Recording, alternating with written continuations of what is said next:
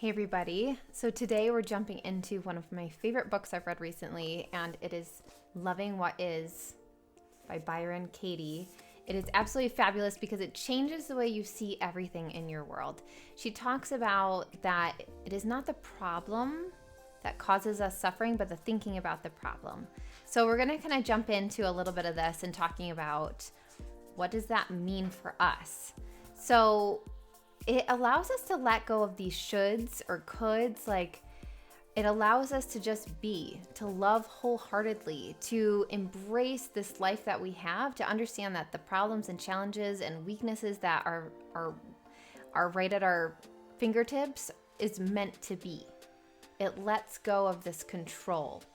So for a lot of us, we think that the problem is the problem, right? We think that, the fact that we don't have a stronger relationship with our spouse, or that, we have a disconnect with an estranged relative, that we think that that's the problem, but it's actually the story behind it, right? It's our thinking about the problem that causes the suffering. So let's jump into some thoughts that might cause us some suffering, even in our marriage. We might have these thoughts such as, he should love me, or if he only paid attention to me. I made a whole list here. If he spent as much time with me as he does with his phone, we would be in a different place. Have we thought that one before? He should play with our kids.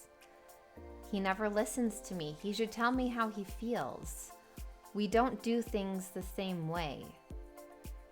He never listens to me. So one of her famous questions in this book is to ask yourself, it's called doing the work, right? So it's like this opportunity to self-reflect and to ask yourself these questions. It's called the inquiry, to really deep dive into your thinking, right? So as humans, we're the only species in the world that we get to think about our thinking, right? That puts us in a different level. So we take this opportunity to really understand it and explore it a little bit more. And one of her famous questions is, where would you be without that thought? So I want you to think about your current problem, your current circumstance, the thing you spend the most time and energy on thinking about, right? All of this time that we exert, trying to find a solution and figure this out, and I don't know what to do, right? Like we mull and we think and we spin and we don't make any progress. So I want you to think about that thing and the big thought around that thing. And I will ask you, where would you be without that thought? Where would you be without that belief? Start to visualize and imagine your life without this thought, because this thought is what's holding you back from joy, from peace, from goodness, right? This thought is causing you a lot of suffering and a lot of afflictions and a lot of sadness and depression and all these things that don't feel good in our body. And it's just, we're one thought away from breaking through all of that pain, all of that suffering, all that discomfort, when we allow things to just be as they are. When we love what is, right? When we realize that nothing has to change for us to feel better, it's liberating, it's freeing.